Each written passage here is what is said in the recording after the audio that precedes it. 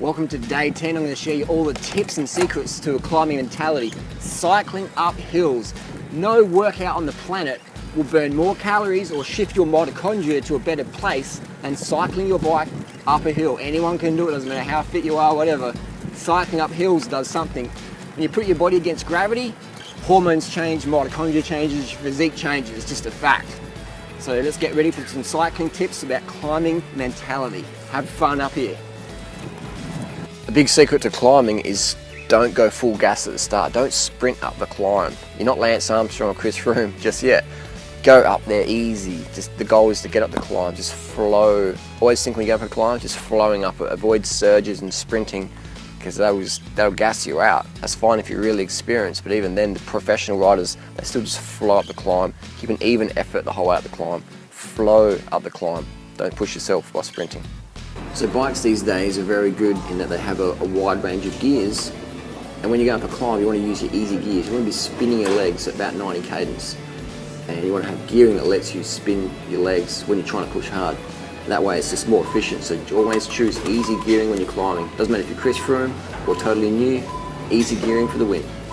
Cycling shoes are very important. What they do is they don't flex, so when you push down, all the power goes to the pedal. So you definitely invest in a pair of cycling shoes. I recommend a mountain bike shoe. Difference between a road and mountain bike shoe is this you can walk on, this you can't really walk in. So this is a lot more practical. I race in these, I've raced in one of these shoes. They're fine. Mountain bike shoes, get these. I'll put more information down below what pedals I recommend. But definitely get some mountain bike shoes just with straps. I don't really recommend laces because they can get caught in your cranks. Just get some straps. Nice stiff shoe, easy to walk around in, but more importantly, better power transfer. Cycling shoes, you don't need them straight away. After a couple of months, I definitely recommend getting a pair. So part of developing a climbing mentality is having that adventure mindset, and it's about looking for challenges. Look for new roads to climb up. Another little thing is how much elevation can you gain in a day? Elevation meaning how many verticals, ascended meters you can attain, or feet, in a day. 1,000 feet, can you do 1,000 feet? Can you do 10,000 feet in a single ride? Can you do it? So look for challenges, make it fun, seek out elevation. How much elevation can you do in one day? So there's many ways to climb up a hill. You might take you 20 times, you have to stop 20 times to catch your breath, whatever.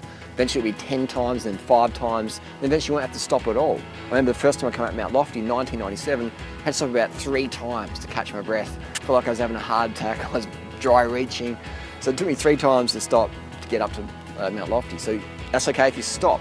And then eventually your challenge can be, okay, I can get up that hill with 10 breaks, and now I'm gonna try and bring the brakes back down to eventually you can go up the hill in one shot if you pace yourself properly. Another way to develop more adventure, more climbing mentality is to ride mountains in the rain, in the cold rain or the hot rain. The mountains have taught me a lot about my life. I know in my daily life I can achieve a lot more because I've ridden up some epic mountains in epic conditions, hot, cold, hunger, dehydration, and it forges you, it makes you a different person. So mountains, cycling up a mountain or in your hand bike, getting up a mountain is a challenge, so do it in the rain. If you want another challenge, ride mountains in the rain. Another way to develop more mental fortitude is riding up mountains when you're tired, when you're knackered, when you think, I'm not going to get to the top. And when you do get to the top, you're like, wow, next level mentality we're talking. So get out there when you're tired and do it. Don't do this very often, but just do it when you're totally knackered. One day you go, oh, I can't do it, and actually do it. So another climbing tip is when you start out is climb at a talking pace. If you can talk, you're doing it easy. If you're like, that's good, but just go at a talking pace to start with, and as you get fit you can push harder, but start at a talking pace. If you can talk, you're good to go. If you can talk, you can go forever. So ride, run, everything you train at talking pace, especially when you're climbing, and that shows that you're doing it easy and you can go long. Long, strong, that's what we're talking about. I want you to invest in a power meter.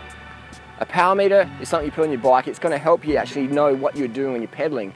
I don't care if you're brand new to cycling, haven't ridden for 20 years, you don't even have a bicycle yet. I want you to get a power meter on your bicycle. Down below I have the models I recommend. I don't sell them myself, I just have the models I recommend. The technology is so cheap now. 15 years ago they were like $10,000 and only top sporting federations could afford them. Now for $400 you can get a power meter on your bicycle. It's a very cheap investment. It'll just show you what you're actually doing. I strongly recommend getting a power meter. If anyone says you don't need a power meter, they have no idea on how to train people properly. Do not take their advice. Another part about pacing yourself is you don't have to ride every day. If you have to ride every day because that's how you get to work, that's fine. But don't feel you have to ride every single day. Especially at the start, you want to ease into it so your body can absorb the training. But you don't have to do it every day. I don't ride every day of the year. I ride most days of the year, but I don't ride every day of the year. You don't have to do it every day. So if you miss a day, that's okay. That's okay. Recover. I mentioned this a lot in this course, and I'll say it again, it doesn't need to be intense. You don't need to train intensely. I've trained with some of the fittest people on the planet, and none of them train intensely every single day, ever. So you want to understand that mentality. This isn't Rocky. Rocky was a movie. This is real life. The secret to successful athletes, lean people, is not intense training, it's more consistent training over the years and decades. You can't speed up results by doing more intensity, you'll just burn out. It doesn't need to be intense, but you need to be consistent. Part of today's mission is finding a hill. I want you to find a hill you've never ridden and ride it. Ask your non-cycling friends, what's the hardest hill around here? If you live in Florida, that's going to be pretty hard. But for most people, there's a hill nearby. Ask your non-cycling friends, what's a hill you'd never ride up? And then do that. So the second part of the mission is find that hill on this local Strava segment. If that hill's not already on Strava, I want you to create a Strava segment for it. What's a Strava segment? I'll link down below, we'll talk more about that. But I want you to find the hill near you, and then find it on Strava and look at the times on it. And then upload your time. It doesn't matter if you're dead last. All that matters is you're up the hill and you're on Strava. That's all that matters, is you're out there having fun, breathing, getting some sun. Part of today's mission, getting to the top of the hill.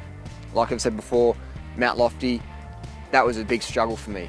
For many, many years, I was like, Mount Lofty, I'll never get up there. And I went up there with some friends in 1997, and I stopped 3 times, but I got to the top. I had the goal in my head, I'm gonna get to the top. I don't care how long it takes me.